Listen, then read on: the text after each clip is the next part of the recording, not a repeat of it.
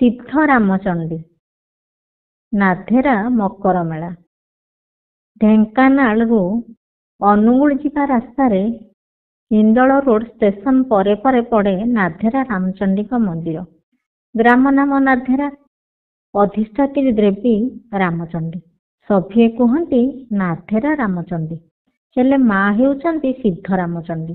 ଯେଉଁଠି ଜଗତମାତା ସେଇଠି ଜଗତ ପିତା। ପାଖରେ ଗୋକର୍ଣ୍ଣକେଶ୍ୱର ମହାଦେବ ମନ୍ଦିର ନିକଟରେ ଅନୁଷ୍ଠିତ ହୁଏ ମକର ମେଳା। ମକର ସଂକ୍ରାନ୍ତି ଆସିଲେ କାହିଁକି କେଜାଣି ମନେ ପଡ଼ିଯାଏ ନାଧେରା ମକର ଯାତ୍ରା କଥା। ଆମ ପିଲାବେଳ ସଭିଏ ଜଗି ରହୁଥିଲେ ମକର ଯାତ୍ରାକୁ। ଢେଙ୍କାନାଳର ପ୍ରାୟ ଲୋକ ଚାଷବାସ ଉପରେ ନିର୍ଭର କରୁଥିଲେ ସେତେବେଳେ। ମାର୍ଗଶିରରୁ ମାଘ ଭିତରେ ଧାନଠୁ ରବି ଫସଲ କିଛି ଅମଳ ହେଲେ ଯାଉଥିଲେ ମକର ଦେଖି। ଆଉ ମଧ୍ୟ ତାହା ଥିଲା ବିବାହର ଋତୁ। ମକର ଯାତ୍ରାରେ ମିଳୁଥିଲା ପନିକି ଶିଳଠୁ ଆରମ୍ଭ କରି ବାସନ କୁସନ ସବୁ କିଛି। ଆମର ଝିଅମାନଙ୍କୁ ସୁନା ଗହଣା ଶକ୍ତି ମୁତାକ ଯାହା ତ ଦିଅନ୍ତି, ହେଲେ ହଣ୍ଡାଠୁ ଉଙ୍କୁଣାଠୁ ଆରମ୍ଭ କରି ଗରା କଂସା ବାସନ ଦିଅନ୍ତି ପୁଞ୍ଜା ଗଣି। ପୁଞ୍ଜା କହିଲେ 4ଟି। କଂସା ବାସନ, ରସ ବାସନ, ପିତ୍ତଳ ବାସନ ଆଉ ଷ୍ଟିଲ ବାସନ ସବୁ ତ ମିଳେ ମକର ଯାତ୍ରାରେ। ଖାଲି କ'ଣ କିଣା କିଣି, ମା ରାମଚଣ୍ଡୀ ଆଉ ଶିବଙ୍କ ଦର୍ଶନ।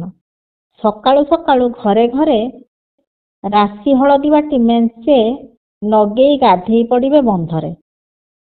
ହାଣ୍ଡିଏ ରାଶି ଯାଉ ଆଉ ସାରୁ, ଶିମ, ଉଲକୋବି, ବାଇଗଣ, ବିଲାତି, ଜିରା, ସୋରିଷ ବଟା, ଧଣିଆ ପତ୍ର ପକେଇ କରିଦେବେ ତୁଣ। ପେଟେ ଖାଇ ସଜବାଜ ହୋଇ ବାହାରି ପଡ଼ିବେ ମକର ଯାତ୍ରା।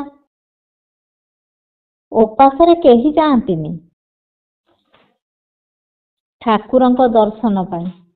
ଖାଲି ସେତିକି ନୁହେଁ, ହରିଜନ, ସର, କେଉଟ, ଝରା, ଡମ, ଚଷା, ତେଲି ଜାତି ଜାତିକା ଲୋକ।